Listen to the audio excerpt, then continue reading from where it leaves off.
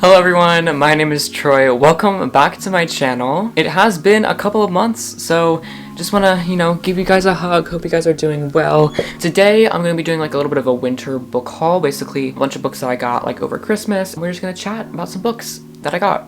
It's gonna be great. Let's just get into it. Make sure you leave a like, subscribe, and comment what books that you got for like Christmas and over the holiday season. The first book that I got is The Iron Trial by Holly Black and Cassandra Clare. Let me autofocus it so you guys can see it. Isn't it beautiful? This is actually a middle grade series, so let me just go over what this book is about. Basically, it says, most kids would do anything to pass the Iron Trial, but not Callum Hunt. He wants to fail. All his life, Cale has been warned by his father to stay away from magic. If he succeeds the Iron Trial and is admitted into the Magisterium, he is sure it can only mean bad things for him. So he tries his best to do his worst and fails at failing. Now the Magisterium awaits him. It's a place that's both sensational and sinister, with dark ties to his past and a twisty path to his future. The Iron Trial is just the beginning, for the biggest test is still to come. So obviously I looked at this and I put this on my Christmas list because I thought it just sounded really cool. Middle grade just like excites me a little bit more than young adult because it's not as like dark and it's kind of like a comfort read. Sometimes I don't want to read anything too dark or anything like too traumatic because I'm just looking for something to, fill me with joy, and this book seems like that. I did hear a lot of mixed reviews like on Goodreads and such.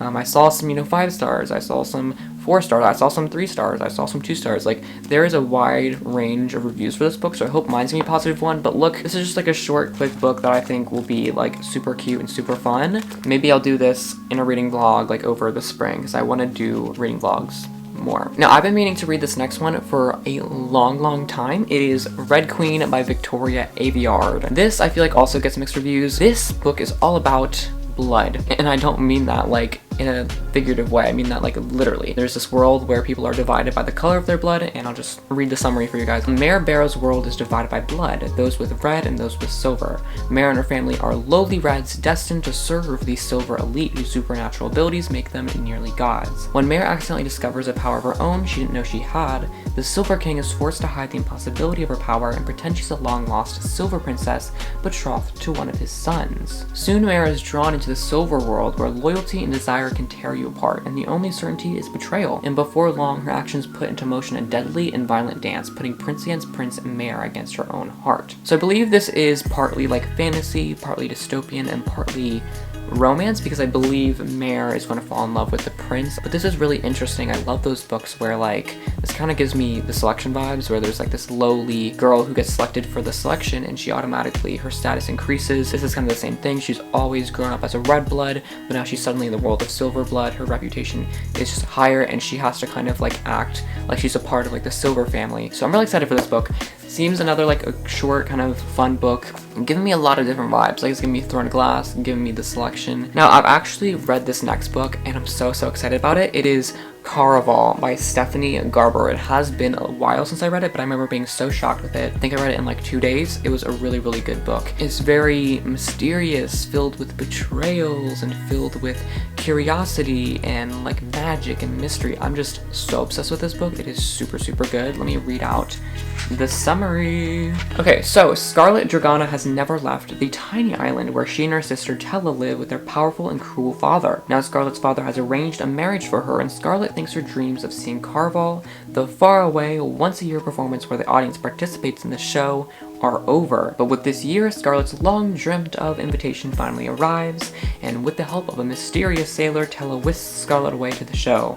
Only as soon as they arrive, Tella is kidnapped by Caraval's mastermind organizer, Legend. It turns out that this season's Caraval revolves around Tella, and whoever finds her is the winner. Scarlet has been told that everything that happens during Caraval is only an elaborate performance, but she nevertheless becomes enmeshed in a game of love, heartbreak, and magic with the other players in the game. And whether Caraval is real or not, she must find Tella before the 5 nights of the game are over.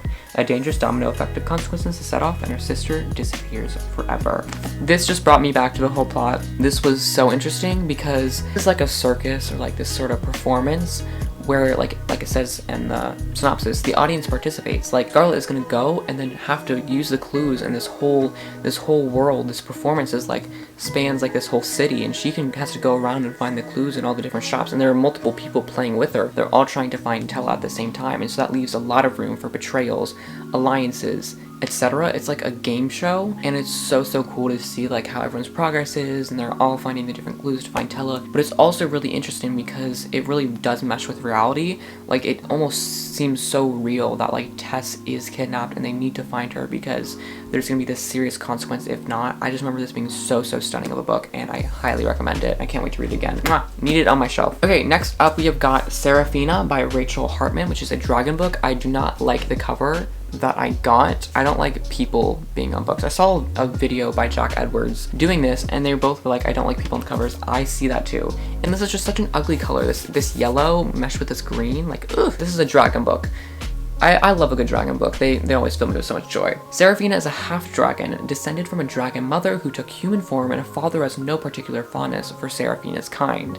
Not that anyone else does either. Hers is a world where dragons and humans live and work side by side, but below the surface, tensions and hostilities are on the rise. Seraphina guards her true nature with all of her being, but when a member of the royal family is brutally murdered, she's suddenly thrust into the spotlight, drawn into the investigation alongside the dangerously perceptive Prince Lucian.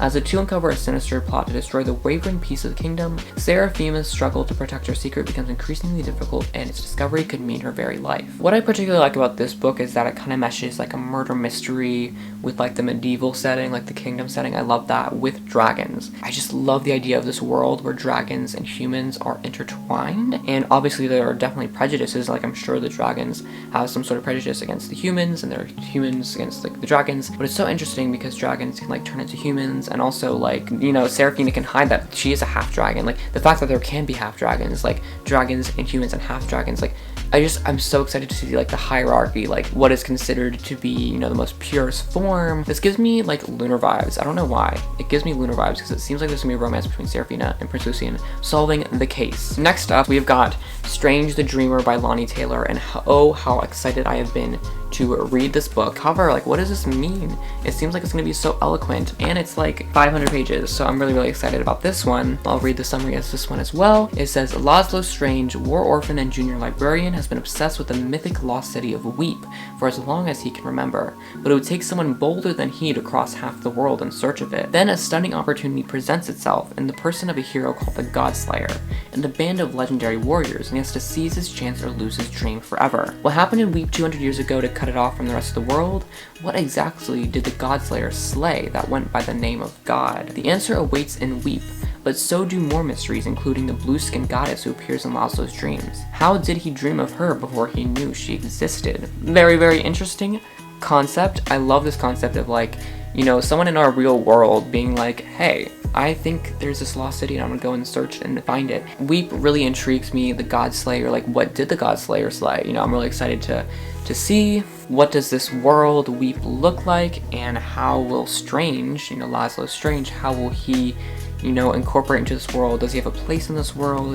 Is he some sort of like long lost person from the lost city of Weep? Like, how does he know about Weep? I'm so confused. I have so many questions, but I'm so excited to find out. Last up, oh my gosh, y'all, when I opened this gift on Christmas, our family was just in tears from laughter because look how big it is. Look how giant it is. I promise you, like, this is my face. Anyways, The Priory of the Orange Tree. I don't know if I'm ever going to be reading this because it is so long. I don't think I've ever had to read a book that is just so long. It's like 800 pages, and it gives me like epic fantasy. Like, there's like literally like a timeline. There are like a whole vocabulary and glossary, and like families, and oh my gosh, yeah, I don't know if I can handle this right now in my current reading state, but like, it looks like a really good book, and I've heard really good reviews about it, but this intimidates me to the max. Well, I will read the summary. The House of Berethnet has ruled Innis for 1,000 years. Still unwed, Queen Sabran IX must conceive a daughter to protect her realm from destruction, but assassins are getting closer to her door.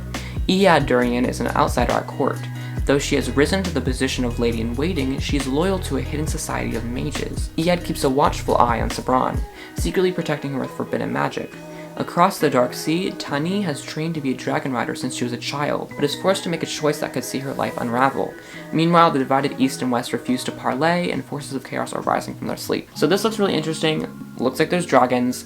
I don't know what the orange tree is, but it looks like there's some magic going on, like the secret society of mages, some wars happening. I'm really excited to see what is going on. I just don't know. Like, the idea of this story excites me, but I'm intimidated as heck. Let me tell you that. Anyways, that does wrap up this video. I gotta say, this video has made me so much more excited to read. I've not picked up a book in about like a month, but I think I will. I think I mentioned this earlier, but I do want to make a spring break sort of reading vlog, because I haven't done a reading vlog I think in over like a year. It has been a long time, and I think spring break is my time to like reclaim it. I've been reading the series and I haven't really been enjoying it so much, so I'm just gonna stop reading it. Anyways, back to like where I've been. I did release a song called Dreamer. The music video, I'll leave it like up there, but I'll definitely leave it in the description and in the comments if you want to listen to that and watch the music video. And when heaven calls again, you'll return the line. You're so far from who you were, and now I'm just a dream deferred. So that was taking up my time, and now I'm making like an EP or an album, and that has also been making up my time. So that's why I haven't been posting. Hopefully I can post